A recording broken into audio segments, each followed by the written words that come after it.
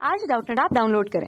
Doubtnut पर अपने सभी गणित, रसायन विज्ञान, भौतिक विज्ञान और जीव विज्ञान के डाउट्स का करो सफाया। बस प्रश्न की फोटो खींचो, एक ही प्रश्न को क्रॉप करो और तुरंत वीडियो सोल्यूशन पाओ। अभी डाउनलोड करें।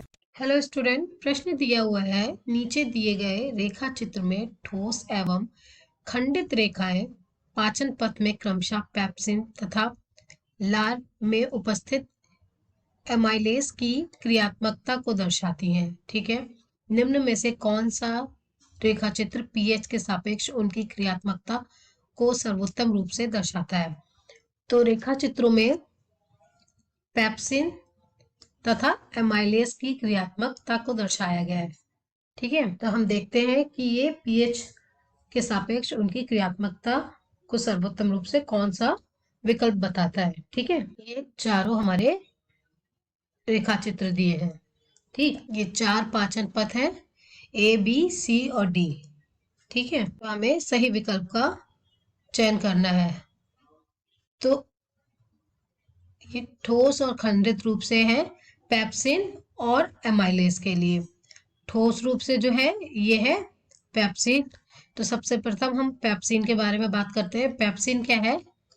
पेप्सिन एक प्रोटीन पाचक एंजाइम है। ठीक है, ये प्रोटीन का पाचन करता है, ये प्रोटीन पाचक एंजाइम है। ठीक है, ये स्रावित होता है कहाँ से? आमाशय से। आमाशय से। ये किस पीएच पे काम करता है? ये इसका पीएच कितना, आमाशय की पीएच कितना होता है? इसका पीएच लगभग 1.5 से लेकर 3.5 तक होता है। ठीक है, 1.5 से 3.5 तक आमाशय का जो पीएच होता है। ठीक, इसका अधिकतम पीएच 3.5 होता है। ठीक, दूसरा एंजाइम हमें क्या दिया है? एमाइलेज। दूसरा एंजाइम हमारा है एमाइलेज। ये कहाँ होता है? एमाइलेज लार में उपस्थित होता है। ठीक है, और माइलेज जो है वो लार में उपस्थित होता है। और लार कहाँ से स्रावित होती है? मुख गुहा से। ठीक है, मुख गुहा से लार स्रावित होती है। और मुख गुहा का पीएच कितना होता है? पीएच होता है 6.2 से लेकर 7.6 तक इसका पीएच होता है।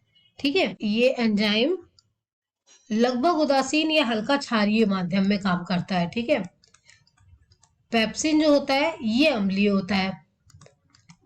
अम्लीय पीएच अगर 7 से कम होता है तो 7 से कम होता है, अम्लीय होता है। ठीक है, और पीएच का मान अगर 7 से ज्यादा है तो वो क्षारीय माध्यम में होता है, और 7 होता है तो उदासीन होता है। ठीक है, माध्यम उदासीन होता है। और 7 से ज्यादा होगा क्षारीय, 7 से कम होगा तो अम्लीय। ठीक है, तो हम अपना रेखा चित्र देखते हैं। हमारा पहला रेखा चित्र में क्या है? एक तरफ हमें पीएच दे रखा है यहाँ पे, और यहाँ एक्टिविटी दे रखी है। पहला पेप्सिन के लिए हमें जो पहला ठोस रेखा है ये पेप्सिन के लिए, और एमाइलेज के लिए जो है वो खंडित रेखा दे रखी है।